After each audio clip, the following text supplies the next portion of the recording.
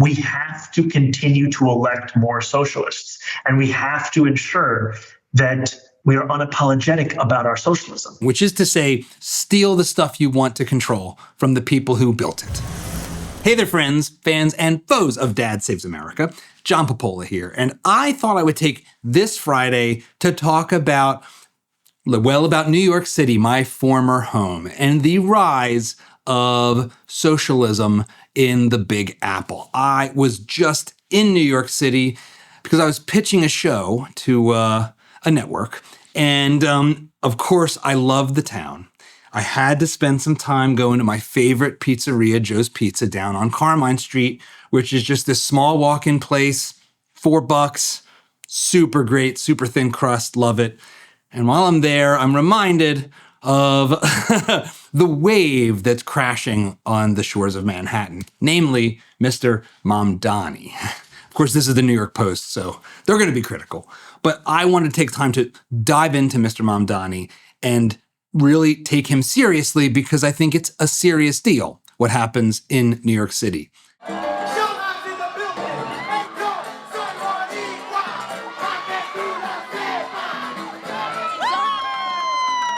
Hello, everyone. This is Alexandria Ocasio-Cortez, and I am here loud and proud to rank Zohran Mamdani #1 for mayor of New York City.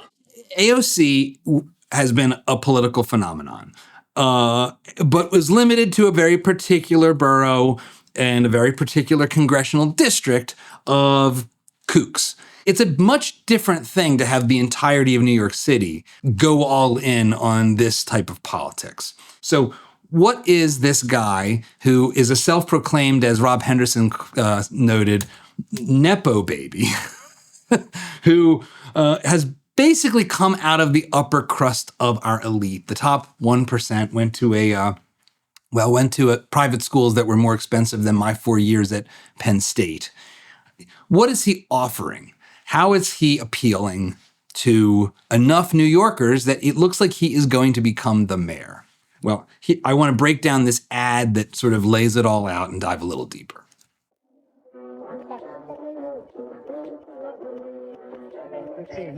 New York Mayor Eric Adams has been indicted by a federal grand. Every politician says New York is the greatest city on the globe. But what good is that if no one can afford to live here? It's a fair question, having spent the first almost 13 years of my adult life in New York City. It is a punishing place to live.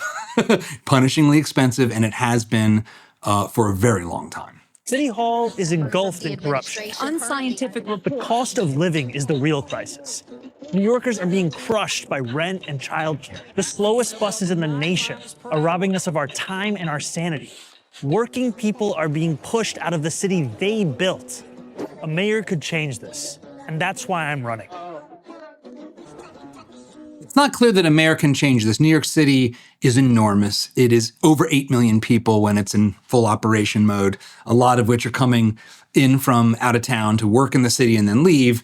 In fact, that's one of the things about New York City and cities like it is a kind of two-tiered society in that you do have the people that can make enough money to live in the city, in which case it's great, or the people who operate the city and keep it running and can't possibly afford to live anywhere near it, which is why New York City has for a long time had the longest commutes in the country.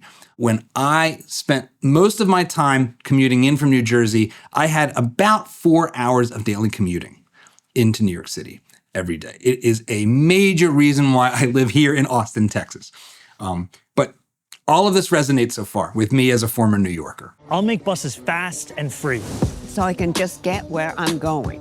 I don't know how you're going to make them fast with the traffic, but okay. I'll make childcare available to all New Yorkers at no cost. I want to raise my kid in New York. Well, if the childcare is free, then do you want to raise your kid or do you want someone free that's not you to raise your kid? Maybe an unfair jab, but let's keep going. And I'll freeze the rent for every single rent-stabilized tenant. These Eric Adams rent hikes are killing us. I didn't know that Eric Adams was the largest landlord in New York City and was hiking rent on people, but political rhetoric doesn't need to be tethered to reality. Life in this city doesn't need to be this hard. But politicians like Eric Adams and Andrew Cuomo want it to be this way. They care about their donors. They care about themselves. They don't care about you, the working class who keep this city running. This campaign is for every New Yorker who believes in the dignity of their neighbors. And the government's job is to actually make our lives better. Number one, is the government's job to make our lives better? I think that that's such a broad term that we certainly don't want our government to make our lives worse. And that's what you get into when you start to dig below the surface of these issues. But let's take each of these one by one, because he is being very specific. And that is, I think, one of the reasons why he has resonated with enough people to clinch the nomination. So first up, there's a political problem that is giving rise to people like Mamdani. And that is that the center left is rotten. In the center left, if you could call it that, are Eric Adams, who is frankly the least worst of these candidates, and then Andrew Cuomo, who was the horrible governor of New York during COVID, who was ordering sick and infected COVID patients to go back into nursing homes, basically executing the exact reverse of what was supposed to be going on and what was going on in sane countries, really the only sane country, Sweden, which was protect the elderly from the virus and let everybody else go about living their lives because it's an airborne coronavirus. So you got Andrew Cuomo, corrupt, murderous groper, and Eric Adams, slightly less corrupt, but still ultimately problematic mayor. And into that breach, that center that cannot hold, comes Mr. Mamdani, radical socialist, but pitching himself with that Cheshire cat smile and claiming he can solve everything by giving us all the things we want for free. But before I dive into what his program is, I have to just say who his supporters are really are something else. This is from an article in the Free Press. This is it. This is the entitled managerial semi-elite that really constitute the center of Mamdani and people like him's political base. They are the over or mal-educated paper pushers of our society. They're the kids that went to schools like Columbia, got degrees in horseshit, came out and got middle management jobs, can't afford a decent apartment, and are now angry about it at dinner parties on the rooftop of the Soho House. That is the center. That is the median voter for Mr. Mamdani. And it says a lot about them.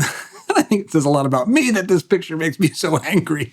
But let's dive in. What is he talking about? Well, first up, free transportation. I'll make buses fast and free. So I can just get where I'm going. I'll make buses fast and free. Now, he's got an example, and it's from a video that really says a lot. Take it in. The true icon of New York, Staten Island Ferry. Get that? Take it in. Not the Statue of Liberty, because liberty is about the furthest thing from this guy's ideology. That's not the thing to take in. Take it in. The true icon of New York, Staten Island Ferry. The Staten Island Ferry. Staten Island, by the way, will not be voting for this guy. It went way for Trump. But let's keep going. Staten Island Ferry is a beacon on the waters of New York City. And the best part? It's free. Since 1997, the ferry's been free. And New Yorkers have come to know it as a dependable means of transit. And it's the best way to see the Statue of Liberty. So when people say buses can never be free, don't ask them to take a hike. Ask them to take the ferry. Let's get some more free transit. Okay. For starters, nothing's free, dude. It's not free. It costs money to operate. It costs money to maintain. It costs money to build. It is just being paid for by someone other than the users. This is the first sort of socialist linguistic trick that gets used all the time. It's not free. New York City has incredibly high taxes. It has taxes specifically on city dwellers. There is a city income tax. In fact, one of the reasons to move to New Jersey as someone working in Manhattan, or God forbid if you're working in Queens or Brooklyn and living in Jersey, that's hell on earth as a life. But if you're doing that, you move to Jersey so you can escape the New York City taxes. So you're paying for it. Number two, what happens when you give things away for free? Well, as it turns out, when you give things away for free, like buses, people that don't need to pay use it more. And what has been found over and over again in cities that have attempted to give away public transit entirely for free is it gets immediately swamped by vagrants and homeless people and jerks. And jerks who aren't trying to get to work, they're just looking for a place to hang out. That's one of the fundamental problems going on here. When you don't ask anything of people in exchange for using a service, the people that really need it end up waiting in line behind free riders, literally free riders, people that don't need to pay and are perfectly happy to abuse the resource. This is called the commons problem, the tragedy of the commons. And this is a recurring theme throughout not just him, but everyone like him that advocate for making everything free. Free means you get to wait in line. And here's the other piece of the puzzle here, is that New York is interesting because it is a place that actually uses our public transit. The agency that runs New York's transit spends billions of dollars and is routinely in the red and on the verge of crisis all the time. When you are giving stuff away below its actual cost, when you are subsidizing it with funds from people who don't use it, namely taxpayers, you create these incentives for stuff to be run poorly. Let's keep moving because in a lot of ways, transit is not the biggest deal or the biggest pillar of his platform or the biggest concern for most New Yorkers and most Americans, because I think New York is an acute version of problems we have across the country.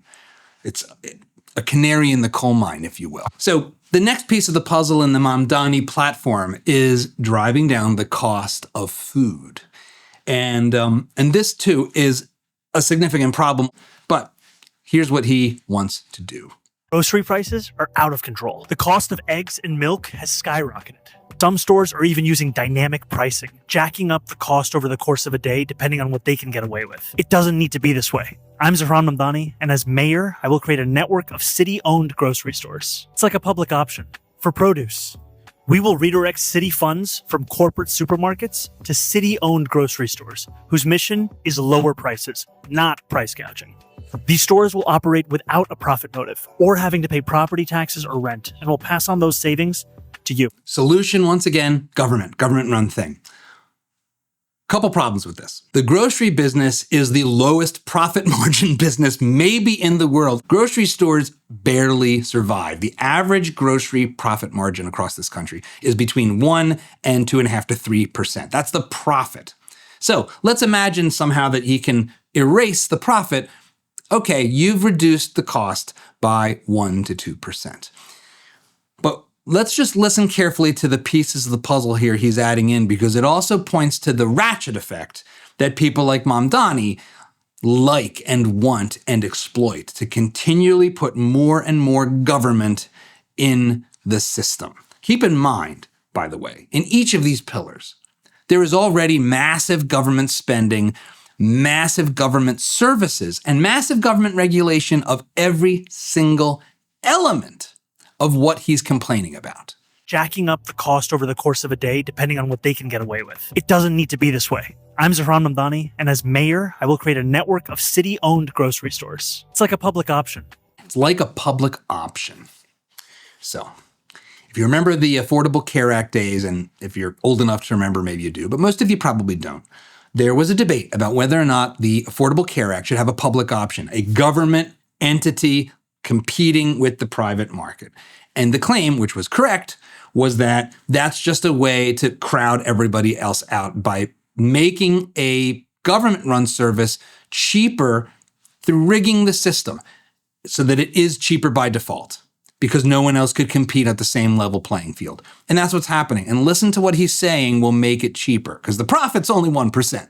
For produce, we will redirect city funds from corporate supermarkets to city-owned grocery stores. I'm not sure what that means. I'm not sure what all this city funds going into corporate grocery stores means. Does it mean that there's city support for people that are poor, like giving them the equivalent of food stamps? I'm not really sure. But that's not as important as what comes next. Whose mission is lower prices, not price gouging. These stores will operate without a profit motive or having to pay property taxes or rent. The stores will not have to pay property taxes or rent. Well, that's interesting Because number one, property taxes in New York City are monstrous. They are way more than the 1% to 2% of the profit margin that a store like Gristedes, which I used to go to all the time, has to pay. So why can they do that? Well, because of the government. So what he's saying is, we, the city, will tax all the other grocery stores and then compete with them. And of course, not tax ourselves because we're the government. So that he's playing tricks with the public. He's creating this sort of playing both sides of the negotiating table here. How won't they pay rent? Well, because the city will simply own the stores. So that's just state ownership of the means of production. But of course, none of this makes any sense because most of the cost of food has nothing to do with the retail aspect of selling you the food. Again, these are just retailers. The food comes in on a truck, they put it on a shelf, it starts going bad, especially if it's produce, and they try to sell it as fast as they can and very quickly discount it before it goes bad, as well as face enormous competition from all the other stores around, which is why the profit margins are only 1% to 2%. Now, if you are a state or city-run grocery store that doesn't need to compete because you take your revenue and some of your costs are covered by people who don't shop there, namely all taxpayers, the incentive to be efficient, the incentive to not let food go to waste goes down. The incentive to make sure you're doing the best for your customers goes down. And this is why these efforts, which have been tried many other places, fail. It's clear this Sunfresh at 31st and Prospect is struggling. This is the first section people see when they come in. There's barely any produce. A lot of the coolers and shelves around the store look the same way, empty.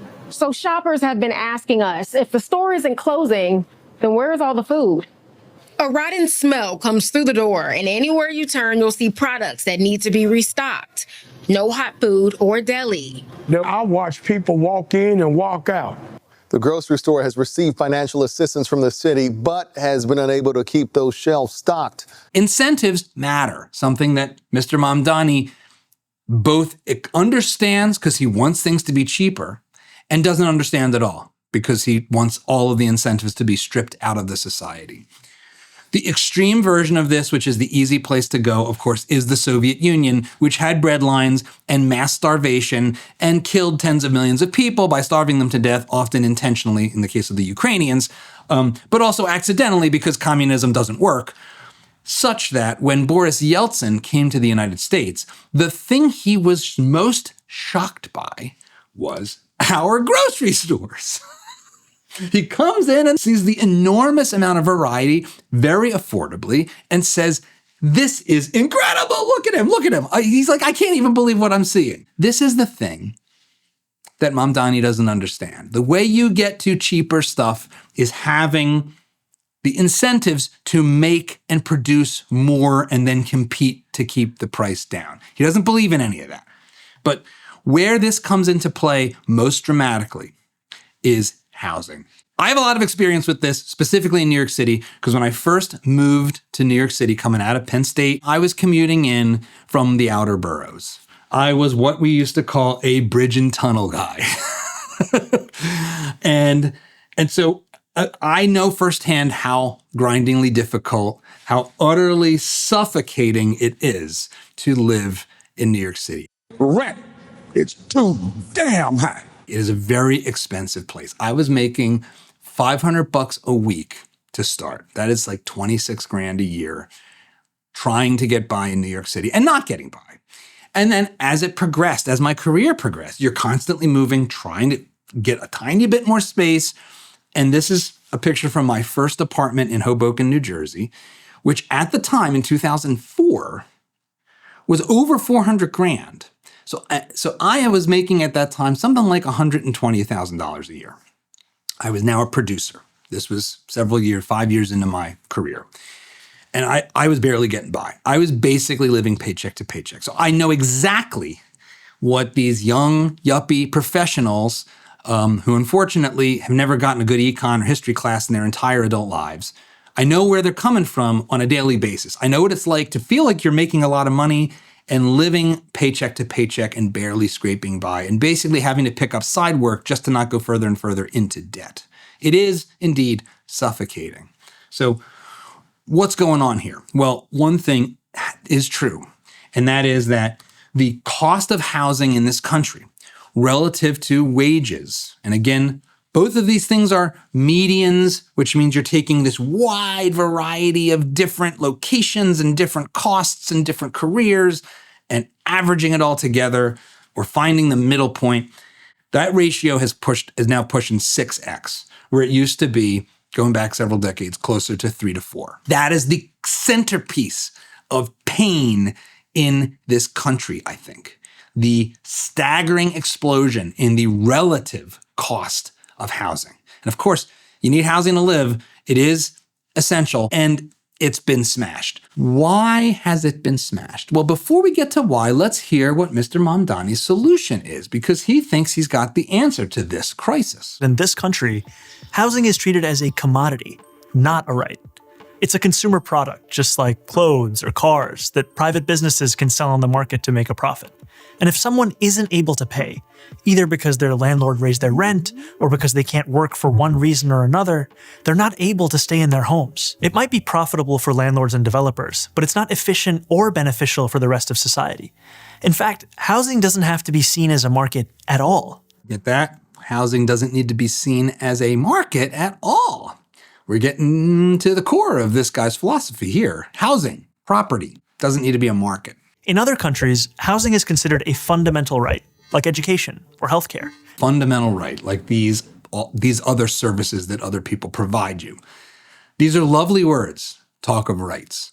But when you're talking about the right of a service provided by other people, you are saying you have a right to other people doing things for you. For a little moment here. This idea that there is a fundamental right to other people's services is the ideology of slavery.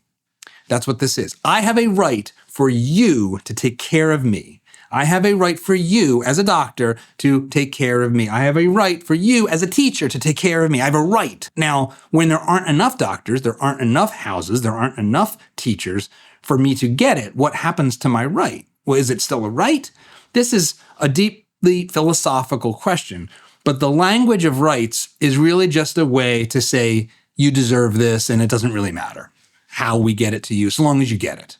If we want to end the housing crisis, the solution has to be moving toward the full de-commodification of housing. What exactly does he mean? It's easy to be like, oh, well, commodity is kind of bad, right? It's bad to be commoditized. It means it's devalued or something. There's something negative about it being a commodity.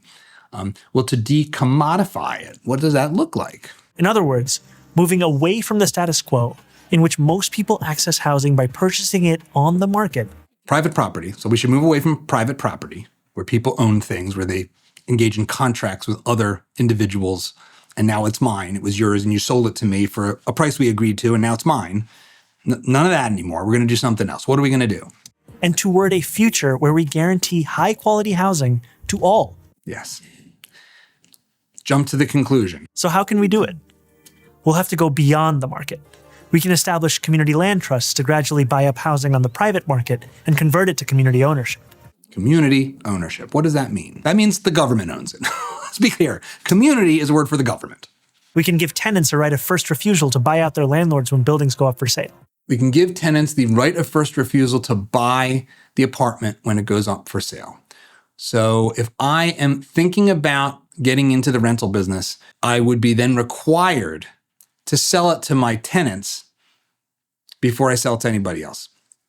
Am I going to do that? Am I going to build a new rental property if I'm going to be required to sell it to the people that I rent it to?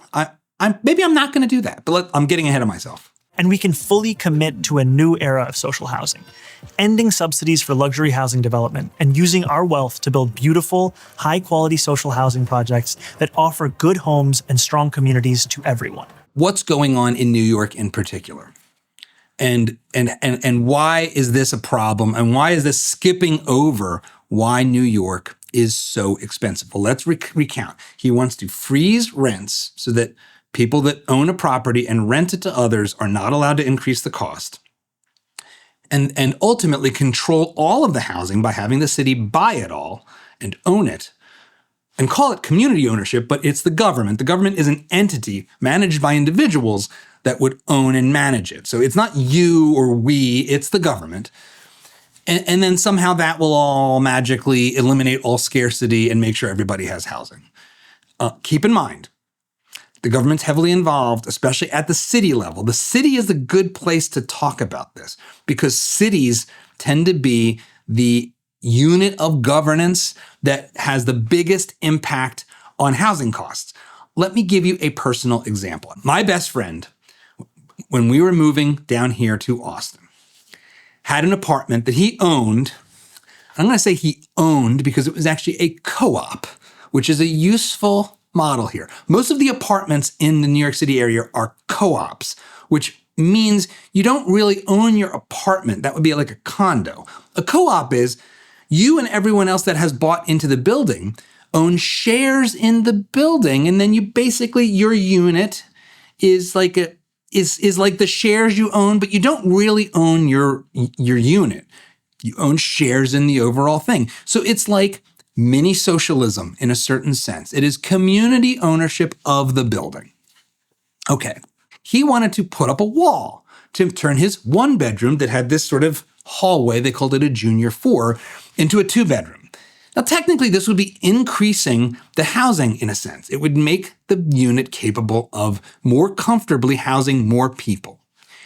This process of building a non-load-bearing wall in an apartment building that apparently my buddy felt he owned because he did pay for it and had a mortgage, took over 6 months. It involved getting approval by the co-op board, which was slow, and included old cat ladies that are grumpy and have nothing better to do than to scrutinize what all their neighbors do. Socialism is the ideology that every busybody in your neighborhood should have a say in how you live your life. That's what socialism really is, at every scale. People think, oh, I can have local socialism. No, it sucks at every scale. But so that was number one. Then it took multiple layers of city approvals to build a non-load-bearing wall. This is 2 days of work. It took 6 months. That is at the heart of the housing problem in New York City, or it's one of the things. It is hyper regulated. Building in New York City is very, very, very, very difficult. And if you look at alternatives like Houston, Texas, which has very little regulation relatively, or Tokyo, which has relatively laissez-faire building regulations, the cost per unit and the growth in housing costs look nothing like New York City or the national average. Government is the core of the problem here, but it's not the only problem. The other problem is rent control. Cities that have rent control, which say there is a MAC, that there are apartment units that have a fixed price, have higher rents overall than cities that don't. Why? Why would that be? That doesn't make any sense. The government's saying make it cheaper somehow, just by decree. The reason is nobody wants to build a property or improve a property that they can't get a return on investment on. And you wouldn't want your government to do that either, because they're taking your tax dollars, and then how are they going to recoup the money? They can't. So what ends up happening with rent control is large sections of the housing supply get locked away. They are taken off the market, driving down the supply of housing and driving up the price. This is a major driver of housing costs in cities like New York. Rent control is part of the fundamental problem. And what happens instead is it doesn't eliminate scarcity. It doesn't make everything free. It shifts rationing, and it moves the rationing to a system of politics and patronage. I know this firsthand because I briefly lived in a rent control apartment, which I only was able to get into because I knew a guy. I had a buddy that was actually subletting from another guy that had this rent control deal. So he sublet from him, and then I sublet from him, and then some cat lady in the floor ratted us out, and I had to move back to New Rochelle. So I know this firsthand. You get into these apartments through your connections, not your ability to pay. There is nothing moral about political connections versus ability to pay. That is not a more moral system of rationing. And the other thing that happens is the politically connected get all the great deals. So in New York City, there is an egregious example of this, which is Congressman Charlie Rangel, sort of longtime Democrat of New York, had 4 rent-controlled apartments under his command. This was a relatively wealthy, powerful guy who managed to keep his housing costs well below what the rest of us working schlubs were paying because of rent control, because he was politically connected. Rent control creates a black market in which you just have to know a guy or pass this down to your kids in order to get a deal. That will just explode if Mamdani were to win, which he probably will, and actually get to implement his ideas. You will have less housing, higher costs, except for Mamdani's cronies. The other piece of the puzzle, of course, is nobody will want to invest in the city. So you will have fewer people building. Right now, we have New York City and a lot of cities in the country have housing shortages. So how do you solve a housing shortage? Is by creating more housing. You're not going to create more housing by making it so unappealing to developers to build housing. And that's exactly what's happened in New York. I have 3 projects in New York. We have one in Hudson Square, which is kind of just between Tribeca and West Village. We have a waiting list there. Every time we get a notice for someone to move out, there's another tenant paying higher rent lined up for that apartment. What is that saying to me? It's saying there's a huge housing shortage in New York City. This is really important. Prices are mostly not set by the seller. They're set by the buyers. This is a fact that is fundamentally misunderstood by these socialist types. But I've been there. You're trying to get a house. You're trying to get an apartment in New York City. It's really, really hard. The second they come on the market, they fly off. So how does the price go up? Well, people bid it up. That's what happens. It's not even that the landlord sets the price crazy high. The price gets driven up by the fact that there's competition for a scarce resource. That's what happens. That's how prices change. That's why competition is so important, because in a freer market, it'd be easy to come in and compete. Oh man, look at these landlords. They're making a killing. I should build a rental property and undercut them. That's what happens in cities like Houston, where building is easy. But in New York, it's just a bunch of crooks. I know where you're going to go next. We don't need that. The city can just build all the housing. That's it. We can have it be like the public option or like public education, which is also a terrible example, especially in New York City. What happens when the city does that? Well, in San Francisco, here's just one example, but it is representative. It costs $750,000 per unit to build affordable housing for the homeless. So when you don't face competition and you're spending other people's money, you build $750,000 apartment units for homeless drug addicts. That's reality. This is not a theory. This is the practice. This is the deep blue Hunger Games economics that Mr. Mamdani and his kindred spirits want to do. And all of this leads us fundamentally to the underlying ideology. My platform is that every single person should have housing. If there was any system that could guarantee each person housing, whether you call it the abolition of private property or you call it, just a statewide housing guarantee, it is preferable to what is going on right now. Mm-hmm. And I think that people try and play like gotcha games about these kinds of things. And it's like, look, I care more about whether somebody has a home. Yeah, I care. It's really easy to say I care when you're spending other people's money. But that little sneaked in, if we want to abolish private property, that might work. That's really what's going on. And he says as much. Socialism. Terrifying word. A lot of people are afraid of the word socialist, and a lot of people have misconceptions about what it means. I'm a democratic socialist, and what socialism means to me is a commitment to dignity. Okay. All right. A state that provides whatever is necessary for its people to live a dignified life. So the typical big 3 that we talk about are housing, healthcare, education. But frankly, if you look around in the moment of this pandemic, we see how many more things are necessary to live with a dignified life. We need our internet because we have all of our kids staying at home doing remote learning. And if you don't have internet, you can't be taught, you can't learn. Whether it's childcare, whether it's public transportation, whether it's our utilities, whether it's our housing, whether it's our healthcare, these are not things that should be up for debate. So just to be clear, here are the things that should not be produced privately and by people, individuals who can make deals with each other, have contracts, invest, and then build capacity to sell things to other people voluntarily. That's all that capitalism is. It's just people doing deals with each other voluntarily. Can't use that system for the important things like healthcare, food, housing, education, transportation, childcare. That's kind of all of life. That's kind of the whole enchilada. We can let Apple make us iPhones. Okay. We can let people like his famous mother make movies, because of course that's going to be a totally free market with very little regulation, and you're free to make billions of dollars if you can pull it off. You can do that. You can be a movie maker, and that can be private. But for everything else, we should have state ownership of the means of production. Because we see what happens when we let the market be the sole determinant of the distribution of dignity. Okay.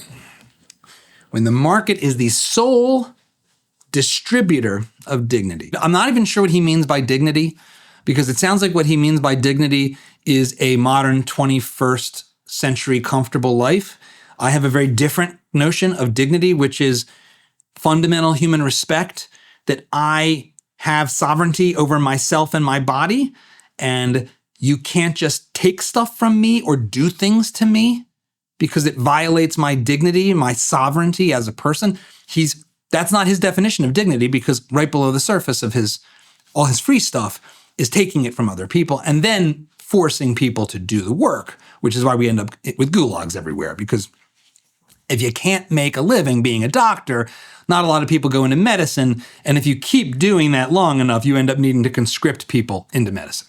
The other piece of the puzzle here, I want to just replay this because it's really important. These are not things that should be up for debate, because we see what happens when we let the market be the sole determinant of the distribution of dignity. We see what happens when we let the market be the sole distributor of dignity. What are you talking about? We don't live in an anarcho-capitalist society. Every element of what he's talking about has government involved quite substantially. And the areas where government is involved the most is the areas that are the most broken and the most expensive and have grown the most as a share of income, namely healthcare, education. Those are the two places where government has near total monopolies, and they have outpaced inflation for decades. Housing is next in line, and the financing of housing has been entirely controlled by government regulations and large government entities like Fannie and Freddie, which is an entire other video I could get into. But a lot of what's going on when it comes to housing and housing costs that isn't at the city level, like telling you how many outlets you need to put in and how having 6 months to build a non-load bearing wall. The other piece of the puzzle with housing is that the finance of it is a giant inflationary Fannie and Freddie Federal Reserve scam. So all of that is not the free market being the sole distributor of dignity, whatever. Again, and then there's the next piece of the puzzle here I just think is important to think about when you hear this rhetoric, is this idea of distribution. It smuggles in the Marxist zero-sum model of the world. See, our buddy Karl Marx, which is all this really is, it's all just Marx. It assumes there pre-exists some pool of wealth, and it's in something like a giant warehouse. And the question is, how will it be distributed? Will it be distributed fairly or unfairly? Equally or unequally? There's no notion of how things get created, of building new things. It's just about distribution. This is essentially a misuse of a term that comes out of statistics. When we talk about the distribution of wealth, the technical meaning is just looking at the way the numbers plot along a graph. But that's not how we as people, not economists and statisticians, hear it. We hear it and think of distribution center, a person or entity making decisions for who gets what. guest of the show and former Democratic Socialist-friendly mayor of New York, Bill de Blasio, who I personally like, but who was a really poor mayor. I'm sorry, Bill, but you weren't good. He had this saying, we have plenty of money, it's just in the wrong hands. Again, the assumption being there's these resources out there, and we just need to decide that other people get it than who has it right now. This is the philosophy of theft. It is the philosophy of communism. And that's what we've got going on here. Now, today's communists look a little different than they used to. So they used to be guys like this, guys with scary mustaches, with constructivist fonts, strong men. Now, they look a little more like this. If we want to defeat capitalism, we are going to need a party that will organize working people to fight for the demands that we want and to win socialism. Thank you so much. Quick point of privilege. Quick point of personal privilege. Yes. Guys, first of all, James Jackson, Sacramento, he, him. I just want to say, can we please keep the chatter to a minimum? I'm one of the people who's very, very prone to sensory overload. There's a lot of whispering and chatter going on. It's making it very difficult for me to focus. Please, can we just, I know we're all fresh and ready to go, but can we please just keep the chatter to a minimum? It's affecting my ability to focus. Thank you. Thank you, comrade. Okay. Thank you, comrade, for your hypersensitivity about your auditory processing problems. But we'll storm the gates soon enough. Oh, just you wait, it gets so much better. Is there a speaker against name, chapter, pronouns? Point of personal privilege. Yes. Please do not use gendered language to address everyone. This is what we're dealing with. This is the Democratic Socialists of America convention. It's from a few years ago, but it's all the same stuff. It's woke all the way down. Below the surface, though, it's pretty brutal. What the purpose is about this entire project is not simply to raise class consciousness, but to win socialism. And obviously raising class consciousness is a critical part of that.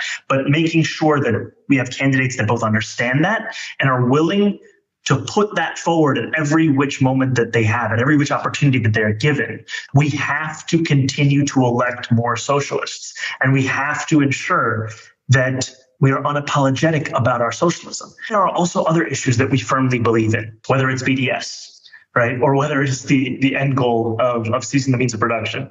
So, this is the useful idiots situation that Lenin talked about, where you can't really let the masses know too much about your real end goal. You got to keep them kind of in the dark with flowery language about free stuff while you plot to seize the means of production, which is to say, steal the stuff you want to control from the people who built it and the grandmas who put their retirement funds into investing in it.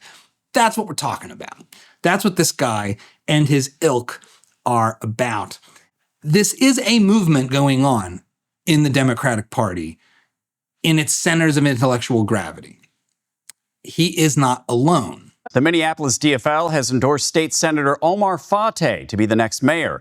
I'm running for mayor. State Senator Omar Fateh, a Democratic socialist, has won the DFL endorsement, gaining at least 60% of the vote Saturday night.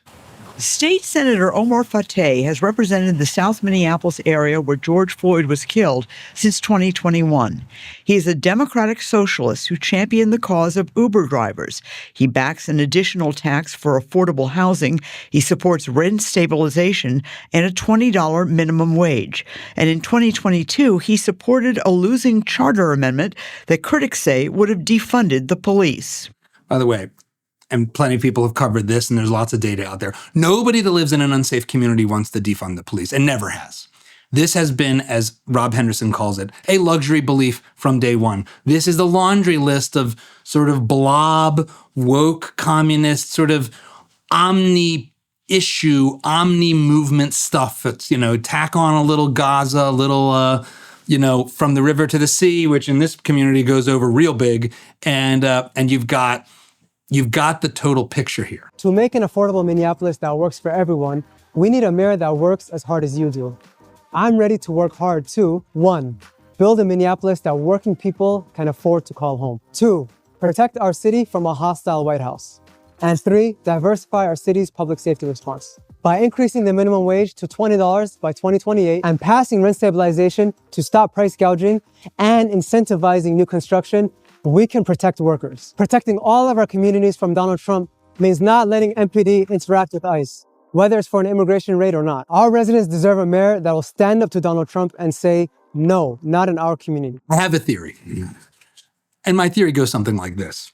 This guy and Mamdani are a psyop plant. They are people designed to turn reasonable, normal Americans, including diverse Americans, let's say, non-white Americans, against immigration. Because you watch this, if you're reasonable, and you think, we can't have these people in our country. मैं हमारे शहर को affordable बनाऊंगा। New Yorkers मुश्किल से afford कर रहे हैं रोटी, कपड़ा और मकान। मैं ये सब बदलने के लिए लड़ रहा हूँ। Rent freeze, free buses, universal child care और सस्ती ग्रोसरीज के जरिए। पर आपको एक सवाल पूछना चाहता हूँ। तुमने कभी किसी को वोट किया? Good.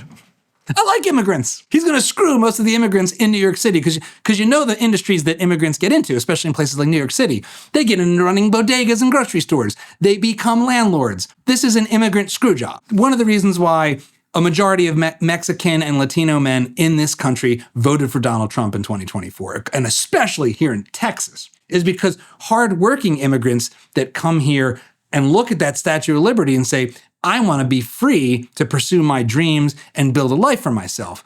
Look at people like this and say, like, these are the crazy demagogic scumbags I have fled from to come to this country. And now we face an interesting choice. We, as middle to upper middle class Gen Xers who've put our kids into these ridiculous woke madrasa schools and not taught them the value of a dollar or put them in work early enough, have raised a generation that want to social signal with their vote and usher in an era of Hunger Games economics in our big cities. And there's a part of me that says, go at it, New York. Have a blast. We need bad examples. Trash the city.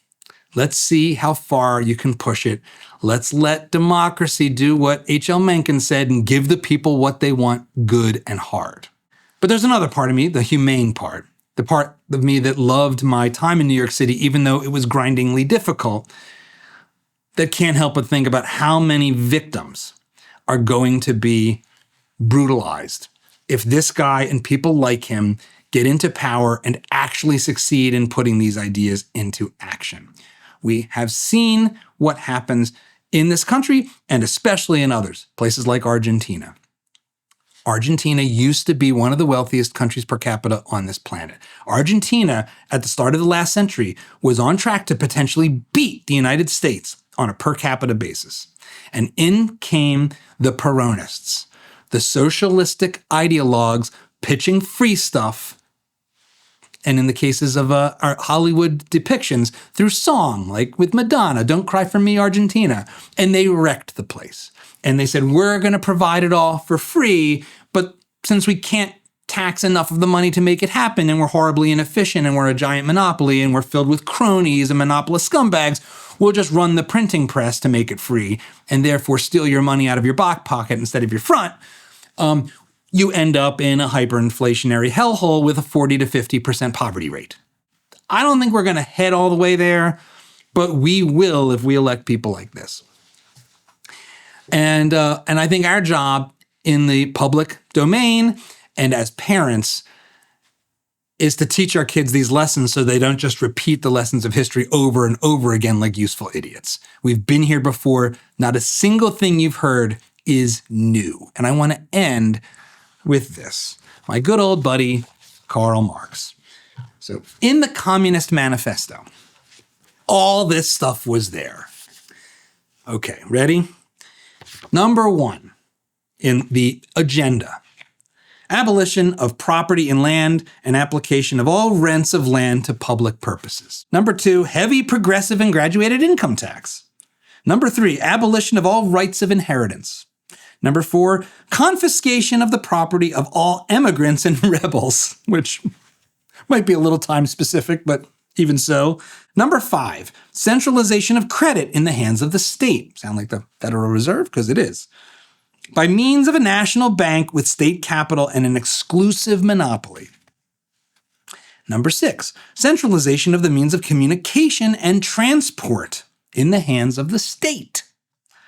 Number 7, extension of the factories and instruments of production owned by the state and bringing into cultivation of wastelands and etc. So again, some of this is particular to Germany at the time. Number 8, equal liability of all to labor, establishment of industrial armies, especially for agriculture. Number 9, a combination of agriculture with manufacturing industries, gradual abolition of the distinction between town and country by a more equitable distribution of population over the country. We will own everything. We will own the land. By we mean the government, the state. We will tell you where to live, where to work, what you can do. But number 10 is my favorite. Free education for all children in public schools. Abolition of children's factory labor in its present form, combination of education with industrial production, etc. We have most of that stuff. And we're enjoying the fruits of it. And I think, the idea that if something isn't working, you should keep doing more of it until it works is the definition of craziness. And I hope we can wake up, and I hope we can find different ways to help other citizens understand that all of this has already been tried. And there is a lot of change that we can do, because we need lots of change, that doesn't just involve handing the people that gave the problems to us more power and control. That's all I'm saying. I'm not saying everything's great. Everything's not great. But having the arsonists put out the fire is a bad idea. And I don't think we should let our kids push us into that, or each other. But let me know what you think. I will definitely be doing plenty more videos about the ideas that underpin socialism and communism. If you want to see more, head over to dadsavеsamerica.com, and don't forget to like and subscribe. We've got lots of other content about this and many other things. And of course, have a great weekend.